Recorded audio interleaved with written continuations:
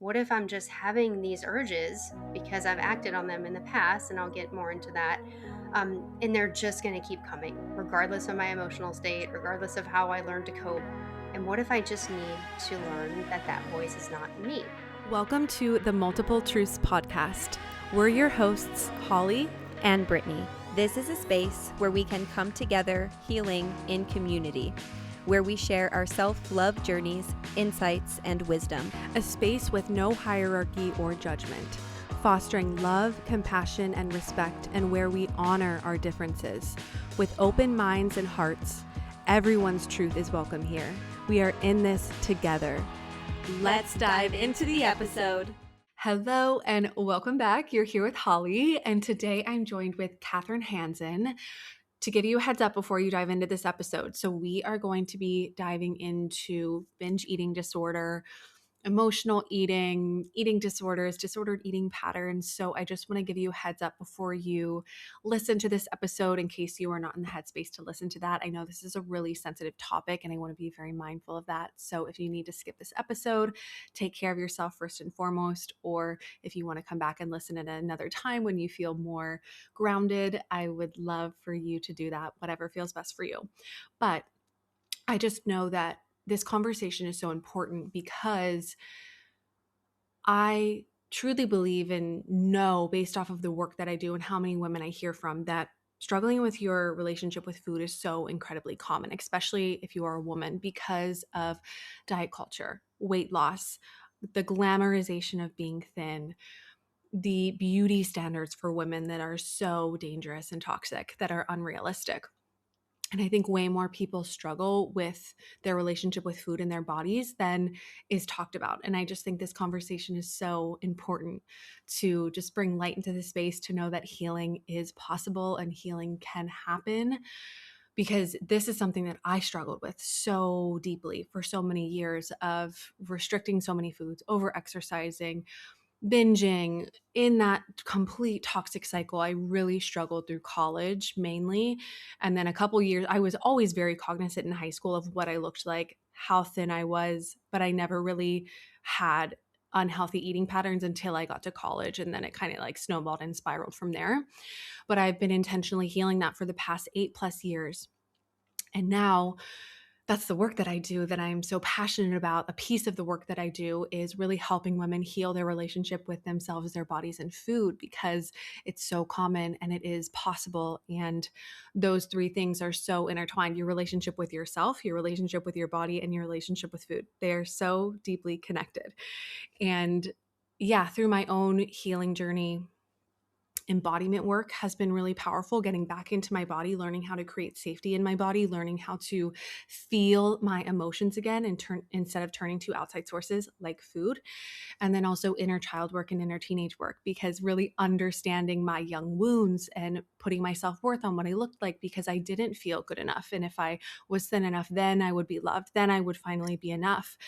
And my eating disorder was really stemming from young wounds. So the emotional piece has been so incredibly powerful for me and potent for me. And that's why I'm so passionate about inner child and inner teenage work, because it has truly been the most healing thing for me, is really being the maternal, loving energy to myself and letting all of these younger parts of me know that I'm safe, I'm loved, I've never been broken, I've been whole this whole time. I just needed to remember and really validate my younger parts' experiences and the pain that they experienced and why they didn't feel good enough and all of those types of things. So I do a lot of emotional work, embodiment work, when it comes to healing your relationship with yourself, your body, and food.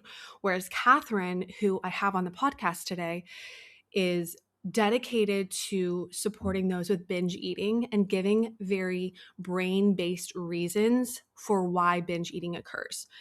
So hers is very brain-based, mind-based, and it is about rewiring your brain, rewiring your mind, if you are trying to heal from an eating disorder or disordered eating pattern. So the brain is such a key component. And I love that that's a big teaching of hers, because that was what was most supportive for her, was learning about the brain and the brain-based reasons for binge eating. So where she really specifies with binge eating, I really do work around like restricting, binging, over exercising, overeating, emotional eating. Mine's more of a broader scale where hers is very dedicated to binge eating. So we have a little bit of a different approach, but they both intertwine. They're both necessary. They're both needed. They both work together. And yeah, we offer a bit different perspectives. And I think that's beautiful. And I think that's very needed in this space because no one healing journey is the same. And how one person heals is not going to work for someone else because we're all unique. We all have different needs and we all learn in different ways. So finding what works best for you if you are struggling, I am all about that. And if you are struggling with your relationship with yourself, your body, and food, or, food and your body, you are not alone. And I made the Journey Back Home to Self program specifically for you. If you are really struggling, I highly encourage you look into that program. I'll have it in the show notes below. Again, I'm so passionate about the work that I do because it is possible to heal that relationship and not just put band-aids on it. And you don't need to be dieting your whole life. You can learn how to listen to your body and its wisdom and intuitively eat, intuitively move, and take care of your body, mind, body, spirit, and really reconnect with yourself, not outsourcing your power, but coming back home to yourself and being that internal source of comfort for yourself. So if you're looking for support, I highly recommend checking out that program, The Journey Back Home to Self. It's an online self-based program that you can take, or I do offer one-on-one coaching if you're interested in that. But to give you a little bit of background on Kathryn, before we dive into the episode, Kathryn Hansen recovered from bulimia in 2005. And since then, she has been dedicated to educating and empowering women and men who struggle with all forms of binge eating. She is the author of Brain Over Binge and the Brain Over Binge Recovery Guide, and is the host of the Brain Over Binge podcast. Kathryn has become a leading voice in the field of eating disorders, teaching brain-based reasons for why binge eating occurs and providing a practical and clear path to recovery. So I highly recommend checking out her work if you struggle with binge eating. There's someone who I love so dearly in my life who said that Kathryn's method helped her stop binge eating and ultimately saved her life. So her work is really powerful, very potent as well. So I highly encourage you to listen if you're struggling, or if you know a family member or friend that might be struggling with their relationship with food, send them this episode. You are not alone. This is way more common than we realize, and it's possible to heal, and we have to heal because we do this for the next generations to come. For me, I'm pregnant with a baby girl, and I want her to know that she is good enough no matter what. She doesn't need to place her self-worth on what she looks like, and to really teach her to have a healthy relationship with herself, her body, and food. And that starts with me having a healthy relationship with myself, my body, and food for myself, and really being kind and compassionate with ourselves. So many of us are so hard on ourselves, and really learning how to have that healthy relationship with yourself, because that's how we heal the generational trauma. That's how we teach these next generations coming in how to have that healthy relationship. It starts with the mamas, it starts with the parents, it starts with the parental figures, it starts with us. So yeah, if this is something that you're struggling with, just know that you're not alone. And I think you'll really benefit from listening to this episode. So with that, let's dive into it. Hi, Kathryn. I'm so excited to chat with you today. How are you? I'm good, Holly. Thank you so much for having me on the show. Yeah. So I'd love to start with just you sharing a bit about yourself, the work that you do, how you got into the work that you do, anything that you feel called to share, just to get to know you a little bit. Yeah, for sure. I mean, I got into this work through my own personal struggle with this a long time ago now. I've been recovered over 20 years. I think last year was 20 years. I don't remember, but it's been a long time that I've been Yeah. recovered. I struggled back in when I was a teenager, in college, after college, early 20s, and then I came across some information that really was different than anything I had heard before as far as in therapy. I did use traditional therapy for a while. I tried my best to recover in the way I was taught, and it just didn't work for me. So when I actually recovered, I felt compelled to share an alternative perspective on why binging occurs and how to overcome it, which I realize I'm not trying to be out there criticizing other approaches or anything like that. I'm just offering mine as an alternative voice. And it Mhm. really has been helpful to a lot of people. Yeah. Yeah. I'm excited to hear more about your approach, because to see how ours like compare and differ, because I think there's so many, like there's not one size fits all for everyone too. I think there's just like Yeah. it's beautiful to get so many different perspectives and what has worked for one person, and that's beautiful. That has helped so many people. I shared with Kathryn prior to the episode, but someone very close to me really benefited from Kathryn's teachings. She said it helped her completely quit binge eating. It saved her life. And I'm just so grateful for the work that you do. So I'm excited to spread your message a little bit. And yeah, just before we hop into it, can you explain to anyone listening, like, what is binge eating and like what can cause or lead to binge eating for people that have heard binge eating, emotional eating, those kinds of things? It's like gets thrown around a lot, but just like, yeah, if you could just explain what it is. Yeah, for sure. I mean, it's definitely different from overeating. I mean, when I struggled with it, it was something I had never experienced before. It was scary in a way. I felt so out of control and like, oh my gosh, I've never eaten that much food in my life. And it was very concerning. So, for anyone out there not knowing if they're binging, not understanding what their experience is, what they're experiencing, it can help to have some definitions. So, Mhm. binge eating is eating, there's a diagnostic criteria for it. It's eating in a discrete period of time, which is typically, let's say, for example, a 2 hour period, an amount of food that is definitely larger than someone would eat under a similar time frame and in similar circumstances. And hopefully I got that right. But it's just Mhm. basically in a certain time period eating way more than what would be objectively normal. And that is accompanied with a sense of lack of control of what you're doing. Like I talked about, it was really scary, it was concerning, I didn't know what was happening to me.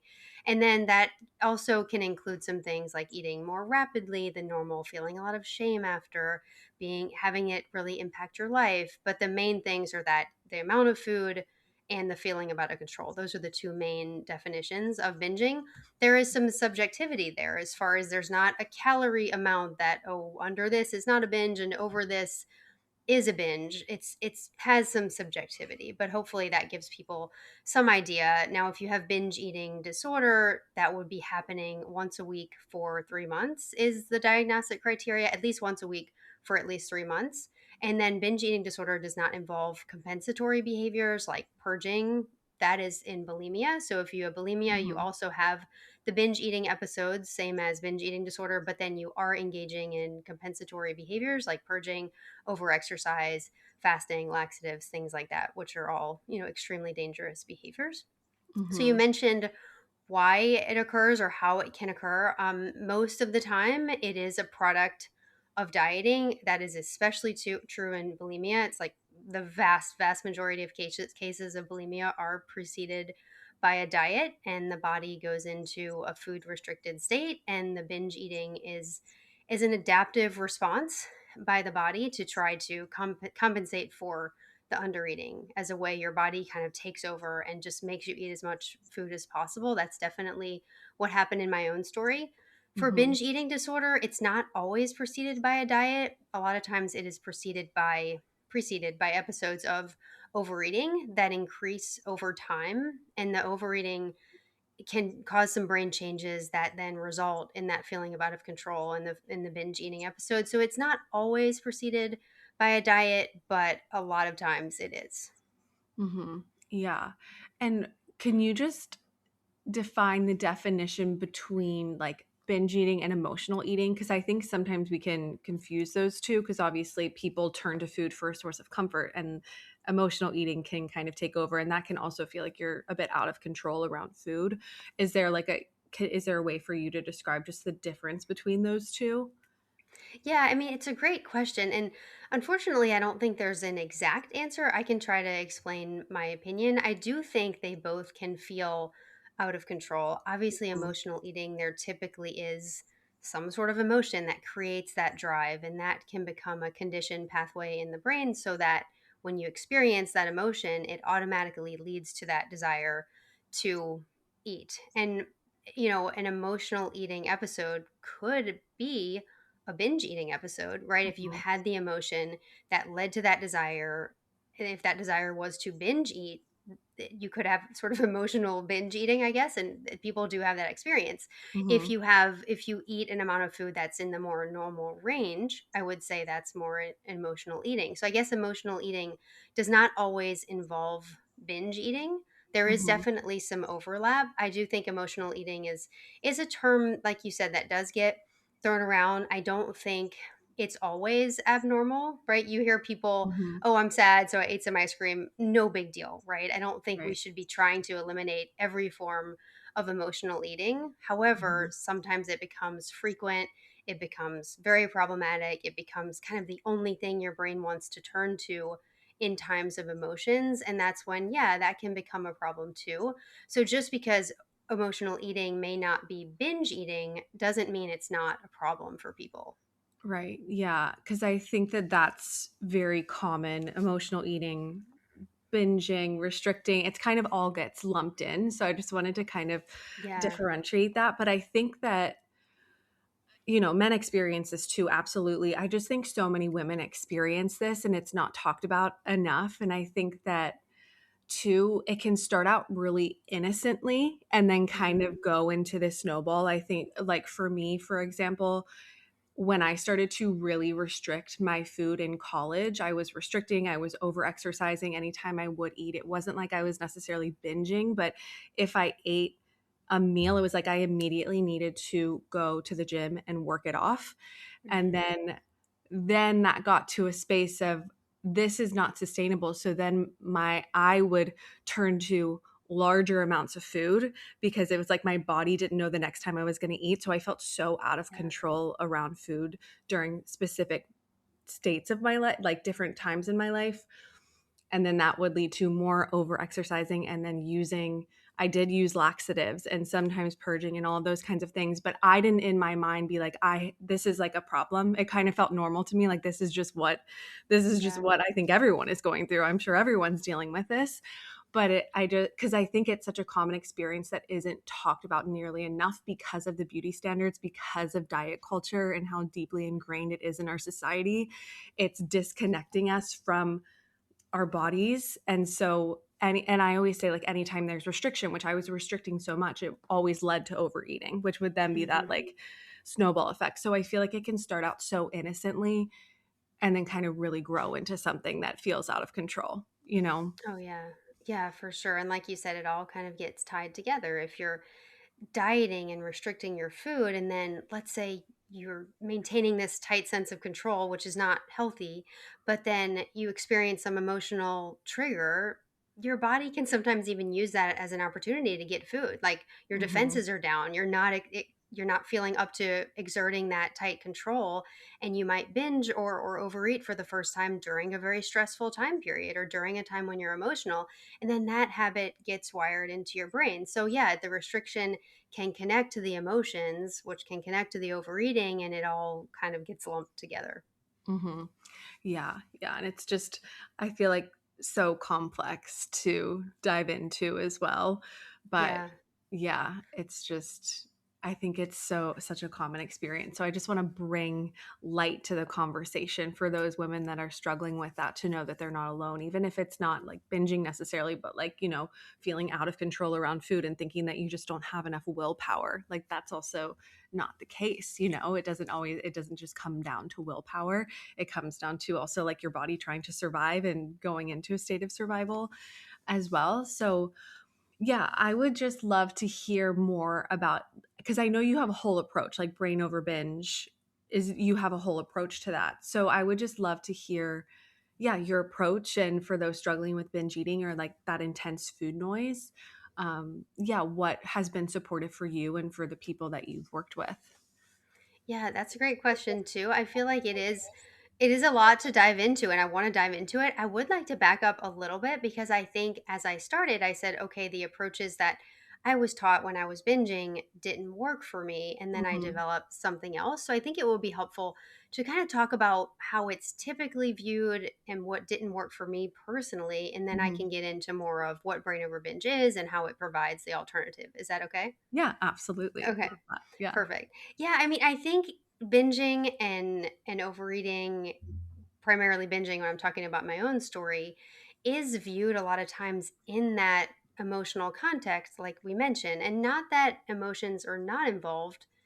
That's not what I teach today. However, I do think in my own therapy and what is out there currently is that binge eating is a way people are trying to cope with emotions, with problems in their life, with issues from their past. It is this sort of emotional thing that you're doing because I was taught that you're flawed in some way emotionally, or something happened to you, or there was always this digging into my past to try to figure out the root cause and what emotions were driving the binging. And Mhm. I went down that path for a long time, as far as like, okay, let me see if I can cure depressive tendencies and that would help, or cure anxiety and maybe that would help, or try to figure out what emotions in my day were creating the binging, and really going down that path of working on the other issues in my life, hoping that that would take the binging away. Mhm. And to me, and I was young at the time, so it's a lot to ask of a young person to Yeah, kind of solve their definitely. whole life and their emotions. And I really learned that if I learned to cope with the other things in my life, then that desire to binge would go away. And it just never happened for me. And I tried, and maybe it was the way I was interpreting therapy. Maybe it was, you know, something in that just didn't work for me. I would, Mhm. even if I had a emotion that I felt like I coped with well, I felt like I used my coping strategies I was learning, that urge to binge would still get the better of me. I felt like even I could binge when I was happy, I could binge when there wasn't an emotion. So it's really Mhm. that binging is a coping mechanism for life's problems or life's emotions that didn't work for me, and that I provide an alternative for. Mhm. So what eventually happened for me after about 6 years of therapy is I came across a book called Rational Recovery by Jack Trimpey, and I always like to mention it because it was a really integral part of my own recovery. And it was an alternative to Alcoholics Anonymous at the time. It was for alcoholics, for people with drug use. It was actually not for people with binge eating disorder. But at the time, I was like, I need something else. I'm just going to read this and see what happens. And his approach was just very different from anything I learned. It was about, you don't have a disease, you're not flawed, your primitive brain, or he called it the beast brain, has just gotten hooked on this behavior.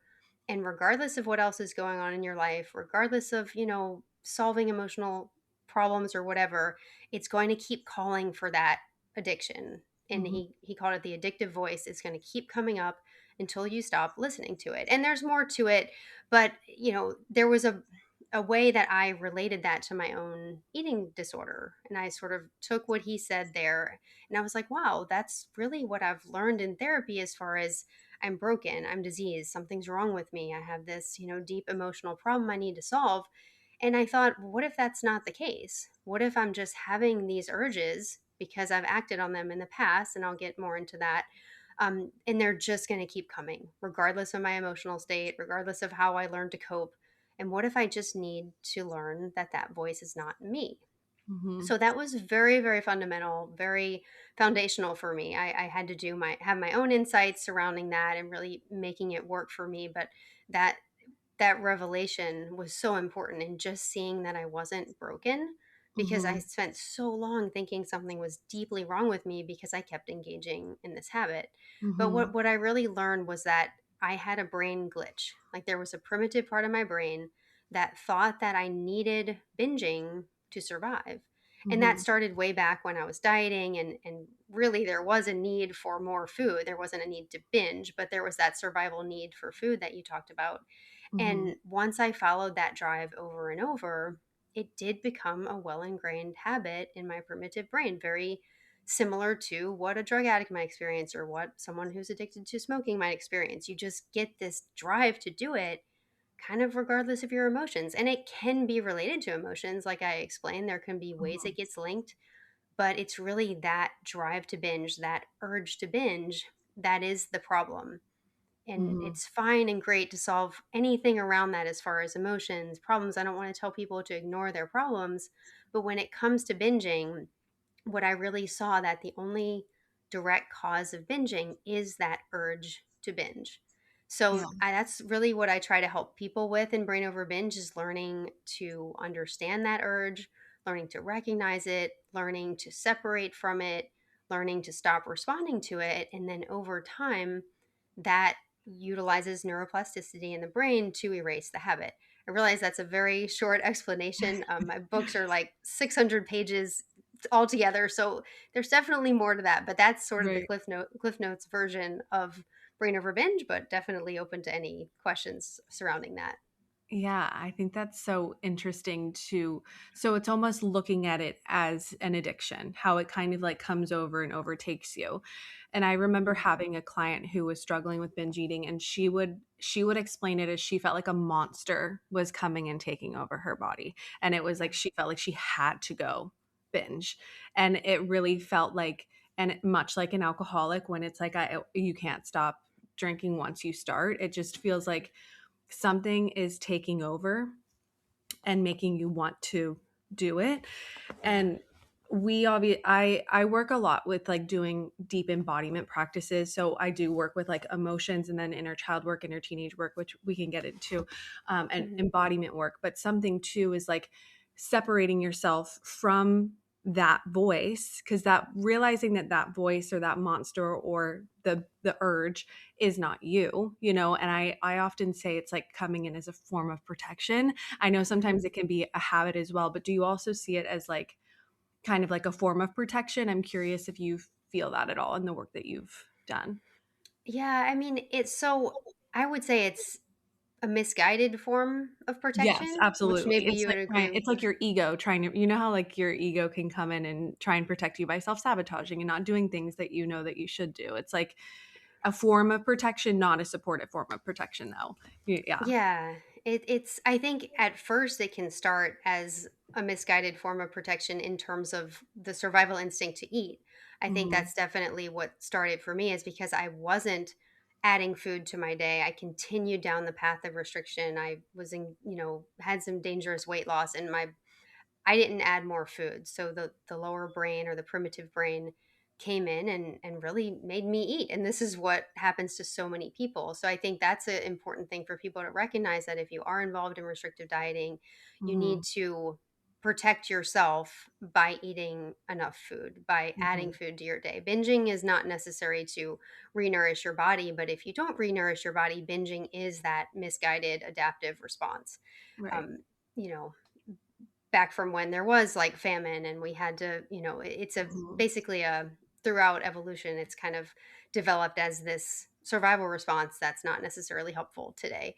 Mhm. So that's a way it can be that misguided form of protection, and then as it develops and as it becomes a habit, yeah, it can get connected to all these different things in your life, or even people who started doing it or started overeating when they were younger in response to emotions, right? Mhm. That it can be a form of pleasure, distraction. If a lot of is going on in your life, that's why I say I don't think emotions are irrelevant at all, Mhm. right? When we're sad, when things are going on in our life that are hard, the brain can try to protect us by leading us toward pleasure. Like, oh, this would feel good. And if that starts from a very young age, if you feel bad and your brain says, "Oh, go for this. This feels good." And you start eating, it develops that deep link between feeling bad and reaching for some form of pleasure or distraction, and that can become deeply, deeply habitual. And if that gets connected to binging over time, then yeah, it can feel like you're almost doing the right thing for yourself in the moment.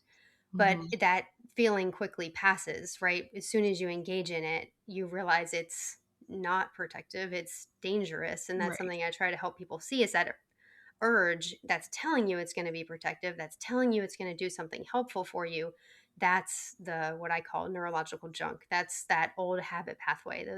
That's just that addictive voice luring Mhm. you in, and when you Mhm. actually do it, you see, oh gosh, this did nothing to protect me. Does that make Mhm. sense? Yes, absolutely. Yeah. And I think similarly with how I structure around like emotional eating, or some of my clients do struggle with binge eating, it's like getting curious about that voice and then letting yourself know that you're actually safe. So I Yeah. don't know if you've done like deep belly breathing, but I know I have my clients like put one hand on their heart, one hand on their belly, do some deep belly breathing to actually signal to their nervous system that they're safe, because I think oftentimes we're in survival mode. We think that there is something that's terribly wrong, or like we don't feel safe in our bodies. So breathing to actually signal to your body that you are safe, it is safe for you to be present. You don't like just being with yourself. I just find that actually like pausing and noticing the urge, and then Hmm. pausing and not just giving in, just because that's the habitual way of being. It's becoming so conscious and aware of the voice of the urges, and just kind of like sitting with it and let it be, and let yourself know that you're safe. Because I often find that there's like a lack of safety. We don't feel safe in our bodies. And this is a way to help us feel safe in a way. Hmm. Um, yeah, I'm not sure how you Yeah. feel about that. Yeah. No, I think that's really powerful. It's like connecting back with your true self and what you Mhm. truly want and who you truly are, and realize that that urge or that desire or that drive towards some sort of false protection or safety is not you. And I think, Mhm. yeah, the any way you can connect with that is amazing. And I feel like, yeah, nervous system regulation is super, super helpful, because when you're in that fight or flight response, it's harder to connect with your sense of self control. And so Mhm. that pause and the breathing is absolutely super helpful. And once you realize that that urge is not you and you don't respond to it, then you are open and free to do whatever helps you. Like if there is an Mhm. emotion, if there is a problem to cope with, if there's something in your life that needs attention, when you don't act on the urge, it's really a gift that you're giving yourself to then Mhm. help yourself in ways that truly help, in ways that truly help you feel safe, in ways that truly protect you. Because, like we talked about, the binges are not truly protecting you. Mhm. Yeah, and I find that, so I know for you with the therapy and all of that kind of stuff, the really wanting to get to the urge and the addiction and the habit and all of that, something that I have noticed a lot when I'm dealing with clients, that not necessarily binging but emotional eating, so like two separate things, but Yeah. um when there is, obviously, women have associated food with comfort, and that starts from a very young age. And I find too, when there's this need to turn to food for comfort, just getting curious about what that is. And I do a lot of inner child, inner teenage work, because that's been the most supportive for me. Hmm. And I know like you got into this work because you experienced it yourself and are teaching what supported you. And I find that's like Yeah. our greatest type of work, because the inner child, inner teenage work and embodiment work has been so powerful for me, because I have found that it's always typically a younger part of me that needs to be seen, that needs to be comforted, that needs to be loved, that needs acknowledgement. And instead of turning and acting on an urge of food, it's just getting really curious about what is coming up beneath the surface for Hmm. you. For me, that's what really helped, because normally it's a part of me that's not feeling good enough, that isn't feeling understood, that just needs like space to be seen and heard. And I find that just taking that sacred pause, breathing and being with yourself, it's helping you like build that connection back to yourself. I think we've outsourced so much of our power, and just really building that connection back to yourself, of like being that comfort for yourself. And then if you still have that urge to, turn to food, like I tell my clients, like, you to turn to food, but you are not letting it go so unconscious anymore. Like you're actually Hmm. becoming so conscious of the whole entire process of turning to food. Or if you're restricting and not allowing yourself to eat, what is coming up for you for that? Like, are you not feeling worthy of food? Are you not feeling good enough? Like, I don't know. I find for me that so much of my eating disorder and restricting and binging and over exercising and everything came from like not feeling good enough. Like, and I associated Yeah. my self-worth to what I looked like. And if I was thin, then I would be enough. Then I would be worthy of love. Then people would finally see me and love me for who I am. Mhm. And it was the younger parts of me that needed me to be like, I've got you. I love you no matter what, like Mhm. helping them feel safe. So that's been huge, huge, huge for me. And the work that I'm most passionate about is like inner child work, inner teenage work, and Yeah. embodiment, like getting back into your body and learning how to feel your emotions rather than feed the emotions, which different approaches I feel, but like similar kind of work too. And I'm curious too, with your approach now, you said you kind of needed to take the emotional piece out of it. So do you Mhm. intertwine that into your work now, or how does that work?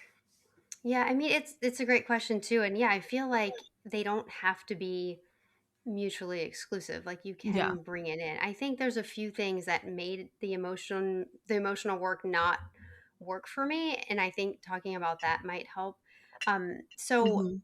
I think one of the things that got in my way was that I thought that if I dealt with the emotion, or I did sort of that inner child work, or I figured out what was going on for me that was making me upset, I expected that to make the urge go away. Mhm. And then I would get frustrated when it didn't and thought, okay, I'm just not coping well enough. I'm not, something's deeply wrong with me. And I didn't understand that that urge was deeply habitual, and kind of no Mhm. matter what I did to soothe myself or to cope, I was going to have to accept that that urge was going to be there for a while until I stopped acting on it. So it's not like Mhm. there was something wrong with me doing those things for emotions, but I think that coupled with the knowledge that, hey, this is also a deeply ingrained habit, just like smoking would be, right? Even Mhm. if the smoker copes with their anxiety, they're still going to have that desire for a cigarette. Like Yeah, if they're so absolutely. used to having a cigarette during the anxiety,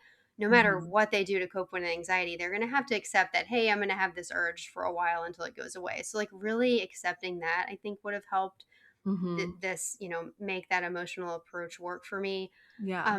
I think too, like even getting to the place where I could do some coping strategies seemed impossible, because that urge Mhm. would come and it felt so overwhelming, so powerful, that sometimes I Mhm. couldn't even get to that place. I couldn't even Yeah. find the pause. So I think really understanding the urges and getting some level of separation from them, of realizing, okay, this is an experience. This is not me. This is not a true need. It really felt like a true need at the time, until I learned that, okay, this is a primitive urge. This is not a true need. And once I had that little bit of space and realizing this is not a true need, then yeah, anything that would have helped me deal with whatever was underneath would be super helpful.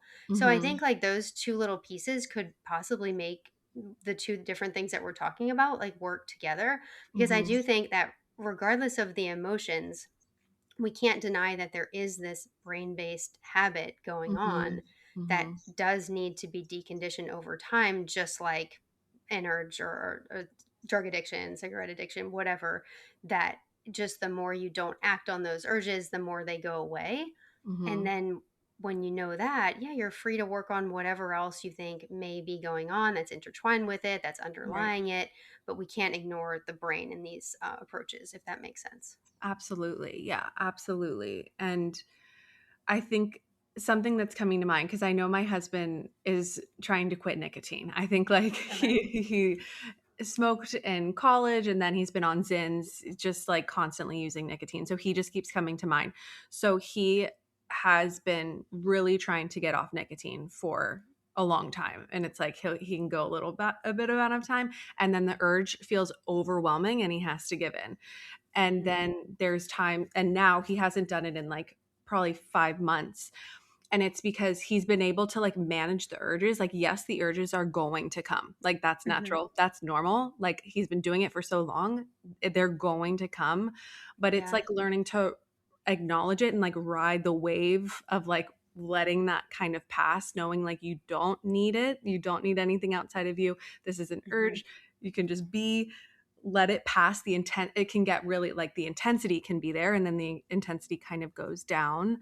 And I think like then he's gotten to a place of like a good baseline with it. So I don't know why that's just coming to Yeah. mind of like, because nicotine is so addicting, like you're saying, but and the urges can be so intense, and it's really easy to give in to those urges, but it's like learning to like ride those waves, and then they get fewer and far between. And then it's like, Yeah. okay, then you can like dive in a little bit deeper if you feel called to dive in a little bit deeper of where that addiction may have stemmed from the first place, you know? Yeah. Yeah, for sure. I mean, the brain is really powerful. Yeah. Whether it's nicotine, whether it's binging, it really gets conditioned as if you need this, as if Yes. it's a true need. Like I'm sure your husband, when he's experiencing that urge, it feels like a true need, like Yeah. water in the desert. I mean, I know Yeah. that's how binging felt for me, for sure.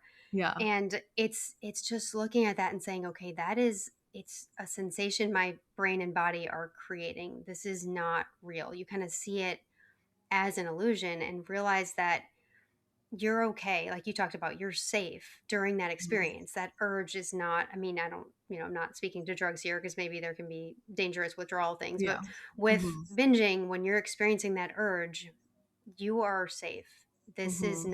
This urge is not dangerous. And the brain will think you have to make this go away. The urge, it's almost like what I'd say in my book is you binge to cope with the urges because the brain makes it seem like this urge has to go away. This urge is the worst thing that could be happening. It's, it feels so compelling that you binge, and that makes the urges go away. So what you've Mhm. really coped with is the urge. You've Mhm. temporarily made the urge go away, but in a way that perpetuates it and makes it come back. Just like in nicotine, if you were to act on that urge, you cope with the urge by Mhm. making it go away. You're not, I mean, like you said, it in a roundabout way, maybe you're trying to cope with other problems, but really when you act on the urge, the only thing you've effectively coped with effectively is the urge. But again, not a permanent solution. It just Mhm. ensures that it comes back.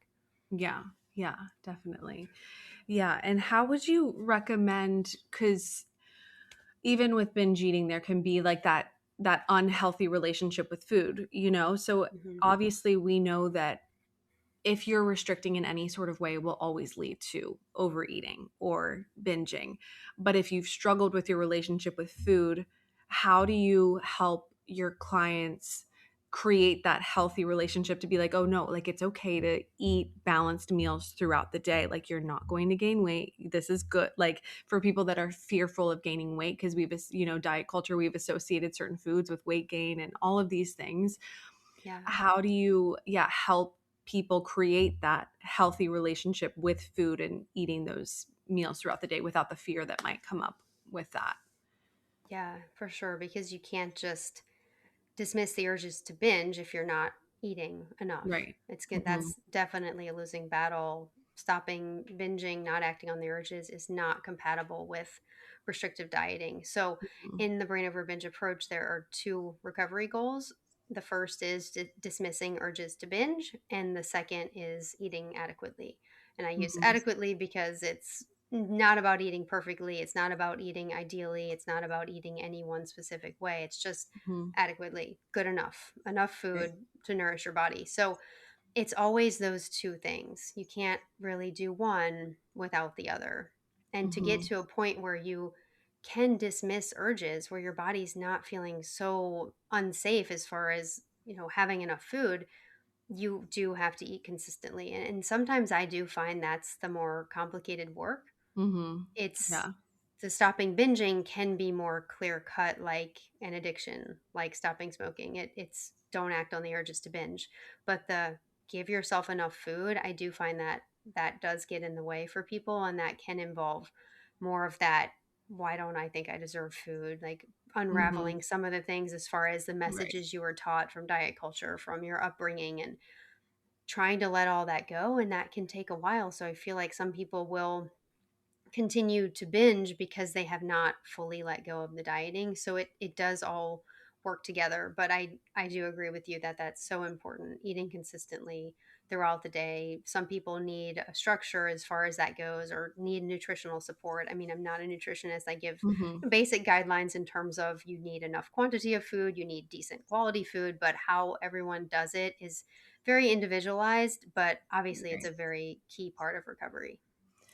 Yeah, because I just find so many of these things are linked to like being put on a diet as a child or being made fun of Mhm. as a child or being commented on your weight as a child. So feeling safe to eat can feel really hard. I feel like for Yeah. people, that's just the biggest thing. And like making sure you're eating enough and like not that you have to eat healthy all of the time, but like finding that right balance with food. It's like, I think my biggest thing that I try to do is help people truly reconnect with their bodies because our bodies know what we need. We've just become so disconnected because of diet culture, because of the messaging, because of everything that is so supplements everything that's out in our world. We've just disconnected ourselves and confused ourselves from like the basic necessities of like food.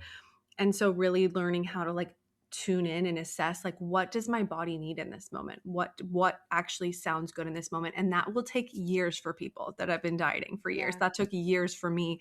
And now I truly intuitively eat and like deeply listen to my body. And I'm pregnant right now, and I've had to really Mm. listen to that on a totally different level of like Yeah. really honoring and listening to my body. And this has taken me 8+ years, but like truly when you really sit with and breathe and are like, what do I need right now? Like Mhm. you'll will crave certain foods, and sometimes that's a big juicy salad or a really good nourish bowl or a smoothie, and other times like that's a burger and fries, and that's like Mhm. ice cream. And it's finding that right balance and not placing like your self-worth on what you're eating and needing it to look perfect, but finding that right balance for you and truly assessing what you need moment by moment instead of living by those rigid rules.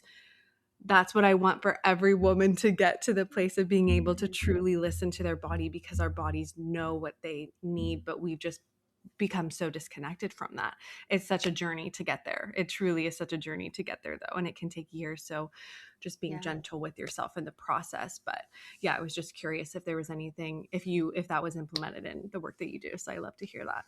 Yeah, for sure. I mean, I think that's the end goal for everyone, right? To just be able Yeah. to wake up and listen to your body and not have stress around food and to have freedom. And it's definitely possible. And I tell people, though, don't expect that on day one. I know Yeah, that absolutely. Yeah. sometimes intuitive eating is recommended to binge eaters, and not that it is helpful for sure, but you Yeah. can't expect a fully intuitive approach on day one, because binge Mm-mm. eating does affect the appetite signals, dieting affects the appetite signals, there's so Right. much messaging to unravel. So sometimes you do need to, like I said, have a meal plan or do something with, not a meal Hmm. plan in terms of dieting, but have a nutritionist to really make sure that you are getting those consistent, structured meals throughout the day. And then over time, your appetite signals regulate. You do start to connect with what you talked about. You start to connect with your appetite, with your preferences. Food stops feeling like it has power over you. You learn Yeah. that you can have any food, and learn, if it gives you an urge, you can learn to dismiss that urge. And you learn that no food is bad or good, or it's all Hmm. just food, and you get to make choices, and that's super empowering. Yeah. Yeah. I just want that for all the women, because I just feel like we've all been infiltrated by diet I culture, and know. it's so dangerous. And, you've been healing that relationship. I've been healing. I think there's so many women that are aware and healing it. There's so much damage that has been done. And, I found out we're having a baby girl, and it's like, I don't want her to have to deal with any of that. Like, I want to teach her how to have a Yeah. healthy relationship with herself, her body, with food, and not place her self-worth on what she looks like. And that starts with me doing that for myself. That starts with Mhm. women, that starts with moms, that starts with, sisters, aunts, how we speak about food in general. Like, that's it. Just an education around all of this stuff is just so important. So yeah, I'm just so grateful for the work that you're doing, because I think that's so beautiful and powerful. And I know so many women and men struggle with binge eating. Yeah. So yeah. And I'm just curious. So I know we touched on like weight loss, diet culture, all of that, but there's been such a uptick in GLP-1s. I don't know if you've been looking, and you're in this space, so I'm sure you've been hearing all about Yeah. GLP-1s. Like, it's like on every ad that I see on TV is GLP-1s. And I'm actually reading this book right now. It's called Enough. I actually have it right here. I don't know if you've heard of it. It's called Enough, I think I um, have. Your Health, Your Weight, and What It's Like to Be Free. Oh, It's nice. by Ania Jostraboff. She's a doctor, and then Oprah Winfrey. And so I'm trying to like truly understand the GLP-1s and the space with all of them. And it's said to help with food noise. I have my own thoughts on GLP-1s, but and I'm not against, like if anyone listening has taken a GLP-1, I think it's just so important for education around it, because it is literally Mhm. thrown out everywhere like a weight loss supplement. And I think it's really dangerous how it's being marketed, because Yeah. I don't think it's going to be supportive for everyone. So I'm just curious what your thoughts are on it, because I mean, people have said it can really quiet food noise, which I think is a big thing that happens with binging and all of that kind of stuff. So yeah, I'm just curious your thoughts on all of that. Yeah, for sure. That's a big topic. I'll give some Yeah. thoughts on it, right? It feels like Yeah. we could probably talk for hours about it. I'm Yeah. actually doing a podcast series right now on food noise. I'm on part 2. I have part 3 coming out pretty soon. So if you listen to the Brain Over Binge podcast, you can hear my thoughts on food noise. And I do talk about GLP-1s there because that has been, I mean, food noise back when I was recovering was not a term. I mean, Yeah. people, there were other ways to talk about harmful thoughts around food or ruminative thoughts around food, but the term food noise is pretty new. Mhm. And all of a sudden, we're all being told that we have to take medication to quiet it. But Right. people who recover and develop a healthy relationship with food have been able to quiet food noise without medication. And Mhm. again, like you, if people choose that, I'm not against it. I do think they need to be informed. I Right. think people are taking it without being fully informed. Right. Um, and that's a larger cultural medical issue. However, I don't want people to think it's not possible to eliminate the harmful food noise without medication. Because, Mhm. yeah, I mean, I don't have what I would consider harmful food noise. I have desires for food and food thoughts and cravings and all that, which is very human and very normal. Mhm. But you can do it without medication. So that's the sort of first thing is Yeah. it is absolutely possible. A huge Mhm. part of that, as I'm sure you would agree with, is eating enough food, right? If you're not eating enough food, of course you're going to have food noise. Of course you're going to think about food. Your brain is going to prioritize food. It's trying to save you, right? Mhm. So the fact that we're telling people who are restrictively dieting that they need a medication to quiet the food noise instead of telling them, hey, you need to eat more because your body's starving, I think that's very harmful. I mean, would you agree with that? Mhm. Yes, absolutely. Yeah. Yeah. I mean, Yeah. so that's one piece is like under helping people understand that hey, it is normal to have food noise when you're not eating enough. And the cure, I don't think in most cases would be a medication. It would be to implement more food. Now, I do have a Mhm. lot of people who say, hey, I am eating enough, and it's still the food noise is very frequent and very bothersome. And I would say that that definitely can be normal too, as far as like when you stop dieting, when you start eating enough, it doesn't happen right away. Your body takes a long time to get the message that you are nourished. I Mhm. have some research in my book. It can take up to a year after a diet for the hormones to regulate, for leptin, ghrelin to kind of come back online, and you just start to experience normal fullness, normal hunger, all that stuff. So it's not abnormal for the food noise to persist even after you start eating enough. And Mhm. also habit comes into play too, whereas like I said, your body thinks you need it. It's prioritizing it because it's developed this habit that you need all these large amounts of food. So learning to dismiss the urges is another way to quiet food noise, by quieting the habit, by quieting that drive that tells you you need food. So I do think that the brain over binge approach and eating enough and dismissing urges can naturally quiet food noise.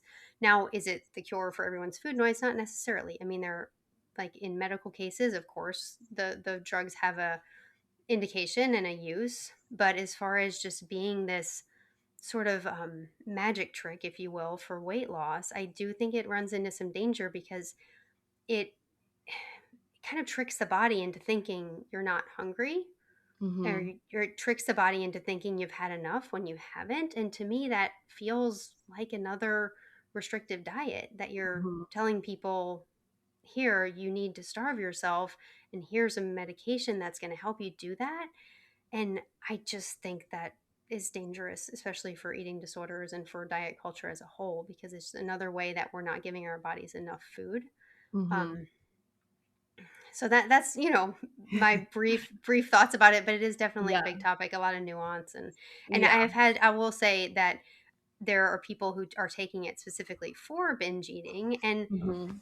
I have heard people have some amount of success with it as far as like short term, provided they are using it in a way to kind of support themselves as they learn to eat enough, as they learn to dismiss the urges. If the urges feel so incredibly powerful, there are, it's not just GLP-1s. There, Vyvanse is approved for binge eating. It's the only FDA approved drug for binge eating.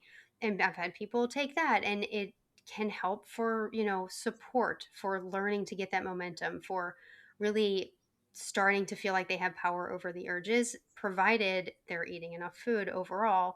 And then, it's not, none of this is a long-term thing. So that I just wanted to Mhm. balance what I said about the dangers with, I have seen people have some success on whether it's Vyvanse, whether it's a GLP-1 as a support, provided they're doing all the other things in recovery to help themselves be nourished and to help themselves break the habit.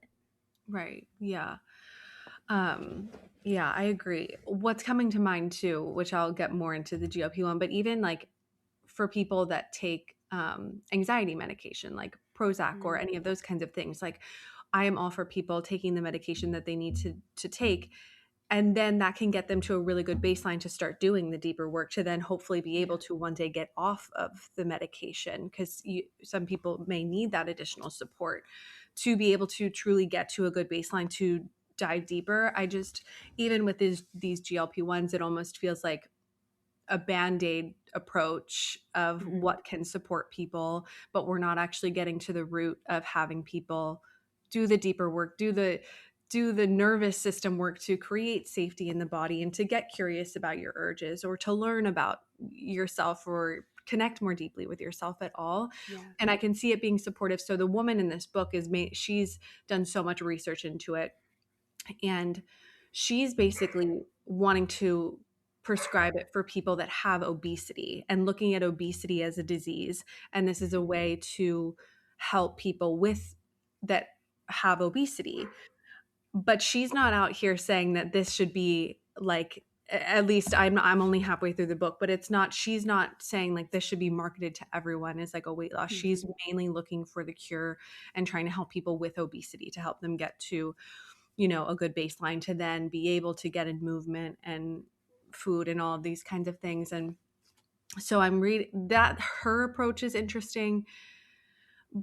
The main thing with that is that I'm not seeing there's anything that has to do with, and I know, like, I truly believe that we've got to get to the depth of where all of this stuff is coming from with your relationship with food to be able to heal, like looking at your relationship with yourself and your upbringing and what was the conversation around food. And Hmm. there's so many factors, and like, how do you feel safe in your body and are you connected? There's just so much that I feel like we're not addressing, and then I'm just seeing them marketed on TV as just a weight loss drug for anyone to take, even if you I just know. want to lose weight. And I'm like, wait, what? Like, what are Yeah. we doing?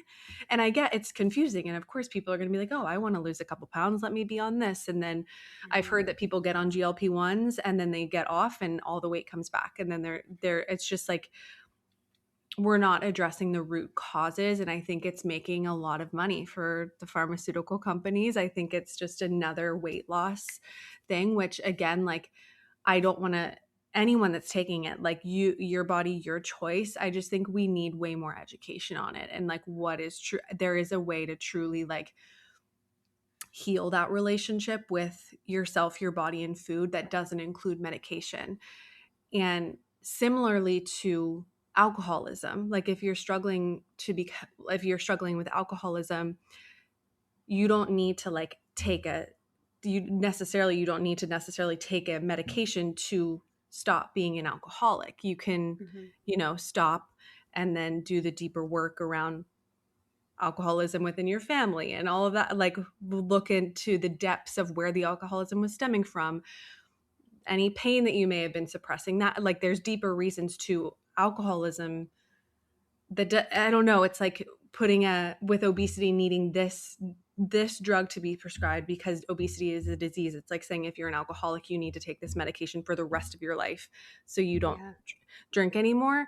I'm just really I'm trying to keep an open mind about it, but I definitely have my reservations. Yeah, for sure. I Yeah. mean, and just people being educated about the risks and the potential benefits, Yeah. because this is not without risk. And I know all the happy commercials or whatever that are out there can make it seem like, oh, everybody should just take this. But there are real risks, and even ones we don't know about yet because there aren't those long term studies. So Yeah. it's just, yeah, everyone needs to, like you said, we all have body autonomy. We can make decisions with our doctor that are best for us. However, especially in binge eating recovery, it's so important to take proper precautions and to really make sure that you're eating enough. I mean, when we get into these medications, it's so dangerous to kind of tip back into not feeding your body. And like you said, if you get off the medication, it just kind of comes roaring back. Mhm. And you're not so the brain change and neuroplasticity occurs when you have the urge and you don't respond to it, like the alcoholic. Like, you have the urge to drink, you don't respond. Over and over you're doing that, you're changing your brain. When you just bypass it, like, let's say we could give an alcoholic a medication that just erase the urges to drink, which I don't think that exists, you're not getting that same neuroplastic changes because you're just bypassing it. I actually took a medication when I was struggling with it. It Mhm. was an anti-seizure medication called topiramate, which was prescribed off-label at the time for binge eating, and I took it and it did do that. It like got rid of my urges for a very short period of time. I'm not Mhm. recommending it. It had side effects. It only lasted for 3 months and then it stopped working.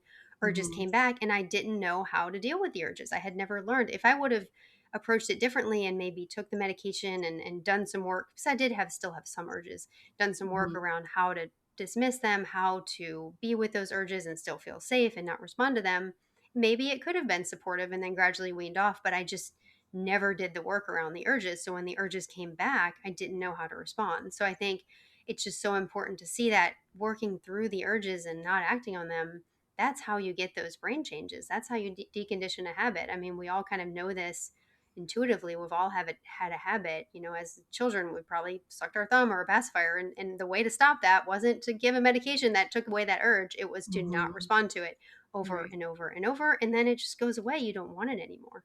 Mhm.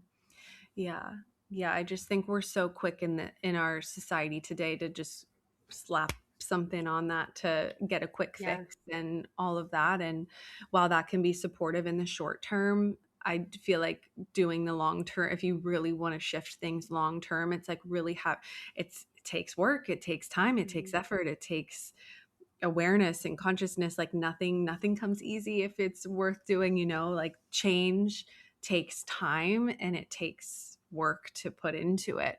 And Yeah. yeah, so I think, yeah, I was just curious what your thoughts were on all of Yeah. that. So It's a lot to talk about for sure. yeah. Yeah, and I think my last question is, I just know that when you're in that binging cycle, it can be really hard to believe that you can ever heal or like have that healthy relationship with food or yourself. It just can feel so all consuming. So I'm just curious if what you would say to anyone in that space right now, if they're really in it and they're just like, that could never be me. I could never heal from this. Just, yeah, if you had any advice for them. Yeah, that's a great question too. I mean, it's definitely possible. I was there, absolutely 100% thought that I would just have to deal with it the rest of my life, and it's not just me. Like, so many people have felt this way and recovered. So just seeing that if anyone else can do this, it's definitely possible for you. Like, there's nothing fundamentally flawed or broken about you. I think seeing that there are these universal patterns in the brain, that dieting does something to your brain. That doesn't mean something's wrong with you. It's like you said, your body's trying to survive, it's trying to protect you. And then it does become a habit. And the urges don't have to continue getting the best of you. I mean, if you can just start to experience a little bit of separation and see yourself as a person having this experience of the urge, and like you said, Holly, doing some deep breathing and getting some sense of safety during the urges, if you can just not act on one urge, you can start to gain some confidence that this is doable. This doesn't have to be destiny. Feeling this desire to binge doesn't mean I have to follow through on it. And just, I always tell people, take it one urge at a time, take it one Mhm. meal at a time. Because you can't just dismiss an urge and then not eat your next meal. Like, dismiss the urge to binge. What are you going to have for your next meal? How are you going to nourish your body? And just keep asking yourself, how can I dismiss the next urge? How can I eat my next meal? And just that consistent rhythm of eating enough and not acting on the urges, you'll gradually start to see hope. You'll start to see freedom. You'll start to get some space from the habit and see that there's just this whole life, out there beyond food. Mhm. Yeah, beautiful. Actually, something too that's coming to mind, because I know some people think with these things they're lacking willpower to like, Yeah. can you just touch on that? How it's not necessarily a lack of willpower? I know you Yeah. have a good way of explaining that. Yeah, I mean, I hope I can. It's interesting because yeah, willpower seemed to fail me, right? I was always trying not to act on the urges, but it just seemed to fail me every time.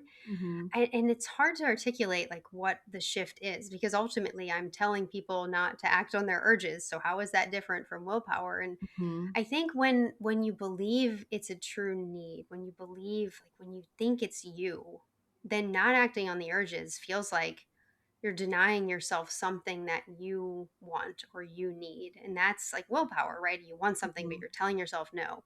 That's hard. That's willpower. So, what the shift is, I think, is realizing it's not something you need. It's not something you want. You're not denying yourself something you truly want. It's seeing like, oh, this feeling of wanting is actually an illusion. This is not something I'm saying no to myself for. This is something I'm telling my lower brain no, I'm telling my primitive brain no, but I'm giving myself something I want more than binging. I want to be free. I want life. So you're really telling yourself yes to not binging, if that makes sense. So it's not Mm-hmm. like a denial of a pleasure, a denial of something you want. You have to see beyond that. It's not something you want. It's that false, harmful form of pleasure that's just not worth it. So, like, really Mm-hmm. having that change of perspective made it feel less like willpower and made it seem like not acting on the urges was actually what I wanted. Mm-hmm. Yeah, I love that. Yeah. And something that's just coming to mind too is what I talk about a lot is like learning how to sit in that discomfort because it can be Mhm. uncomfortable to not act on the urge. And I think we immediately associate being uncomfortable with needing to like dissociate or like turn to something Mhm. else. And there's actually so much growth that happens with just getting comfortable in the uncomfortable, like really pushing your edges with that. And there's a good example of like cold plunging. I'm not like telling everyone to go cold plunging, but you're widening your capacity to Mhm. breathe through and sit in that discomfort, and that will get you through so much in life. Is being able to know that like just because you're uncomfortable doesn't mean you're doing something wrong. That's actually like learning, and that's why I say like breathing and letting yourself know that you're safe, because it can be uncomfortable, and just really sitting with and breathing through that discomfort and getting comfortable in that discomfort, widening your capacity to sit in that is Mhm. so powerful and Yeah. will like lengthen over time, and just really not having to dissociate and turn to all these outside sources, just be with yourself and just yeah, because I can, and for myself too, it can be uncomfortable to sit in that discomfort, but I think there's so much growth that happens with that. So Yeah, I totally agree with that. It's like realizing that you're choosing that discomfort for reasons that mhm, are meaningful to you, right? You could act on the urge, but that brings a whole different level of discomfort that is much worse and very harmful to your life. When you're mhm, choosing that productive discomfort, that discomfort that's going to get you to where you want to be, it can start to feel like, yeah, very like it's in line with what you truly want. Like I talked about, it's what you want. So you can feel like you're choosing it rather than choosing that discomfort of the binge, and then it makes it a lot easier to sit with, I feel like. mhm. Yeah. Beautiful. Well, thank you Yeah. so much for your time. I'm curious if you want to just share where we can find you, your podcast, your books, anything that we missed that you want to share. Sure. Yeah. Everything can be found at brainoverbinge.com. I have two books, Brain Over Binge, which is my story of recovery, and then Brain Over Binge Recovery Guide is more of like the self help version of the book. And I Mhm. have a podcast, like I said, the Brain Over Binge podcast. I have a blog, I have coaching. So all the things can be found at brainoverbinge.com. Beautiful. And you've had your podcast for quite some time, haven't you? Yeah, I think it's been 10 years, I think it was Wow. 2016. So I'm almost at I don't do an episode every week or anything. I'm about Yeah. at almost episode 200. So it's been a I've Wow. really enjoyed it. Yeah, beautiful. And I know, yeah, your podcast and just everything you do has so many beautiful nuggets and wisdom, and all has helped so many people. So anyone that's struggling, I highly recommend going and checking your stuff out. Yeah. Just thank you so much for your time, for all the work that you're doing. I know that you're helping so many people because yeah, this can especially in our society. We need women and men too doing this work. It's so deeply, deeply needed. So just thank you for all that you do. Yeah. Thank you. And thank you for the work you're doing, Holly. I know you're making a big difference in people's lives as well. Thank you. Yeah. Well, thank you all so much for listening, and we'll talk to you soon. Bye. As we wrap up today's episode, we want to extend our deepest gratitude for joining us on this journey. Your support does not go unnoticed. If you enjoyed this episode and find value in our conversations, please take a moment to leave a review. Your feedback not only helps us grow, but also allows us to reach more people who can benefit from our community of healing and support. Every review, every rating makes a difference. Thank you for being a part of the Multiple Truths podcast family. Thank you so much for joining us on this episode of the Multiple Truths podcast. Keep speaking your truth and spreading your light. We love you, and we'll talk to you next Wednesday.